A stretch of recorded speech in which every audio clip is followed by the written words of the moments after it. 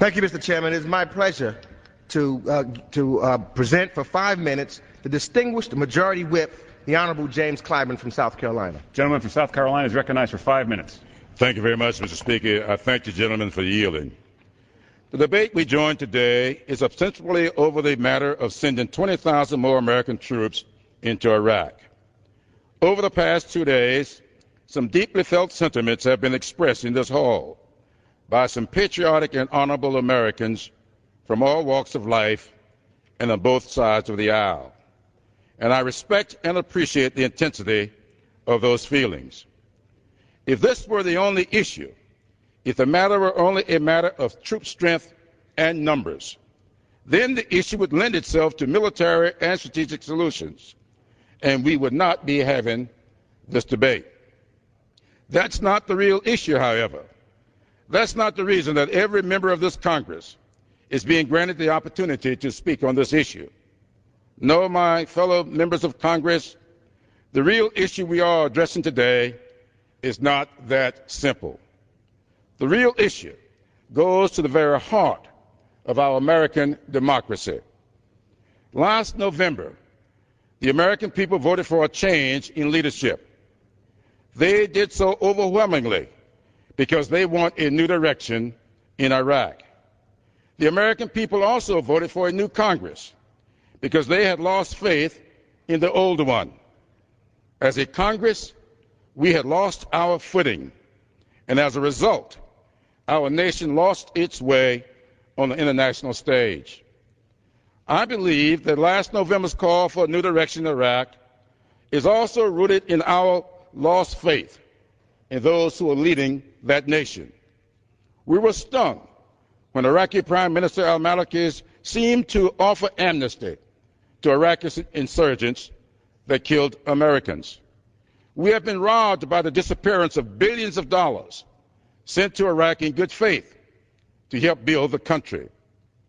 We have been deceived by the promise of trained Iraqi police forces who should be prepared to provide law and order for their country, but instead ally themselves with insurgents.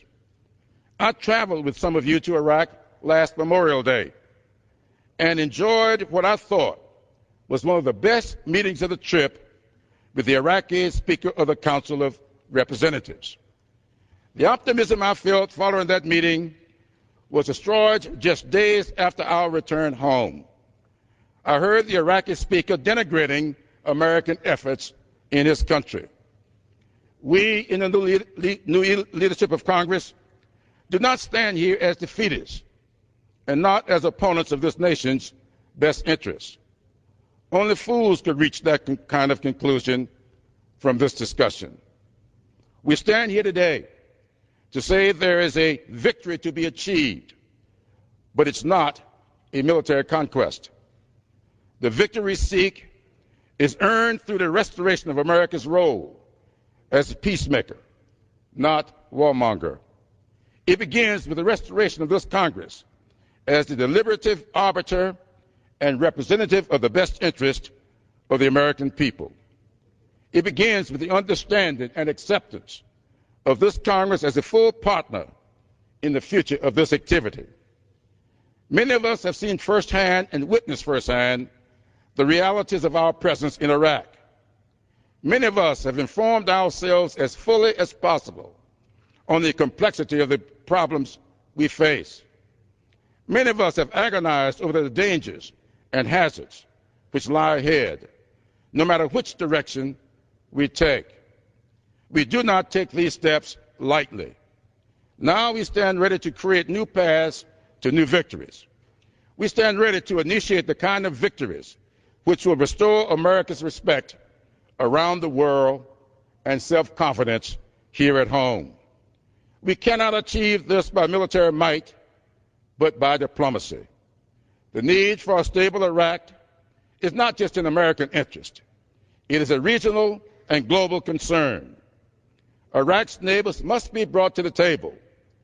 American troops must disengage from the red zone and redeploy to the outskirts of Iraq, where they can remain at the ready and not serve as targets for insurgents. The best way for the Iraqi government to gain the trust of the American people is for our people to step up, is for them to step up and take control of their country's security. We say today that the victories we seek are real victories, permanent victories, victories of a nation which we believe.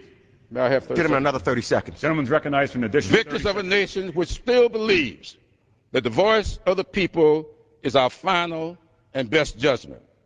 With this debate, we are taking steps to regain our footing as a Congress and chart a new way forward on the international stage. I am hopeful this debate will not only be heard, but will be accepted as the moment at which America turned its face toward a triumph of enormous proportions, a triumph for peace, and a triumph for democracy everywhere. Thank you, Mr. Speaker, and I yield back the balance of my Gentleman's time has expired.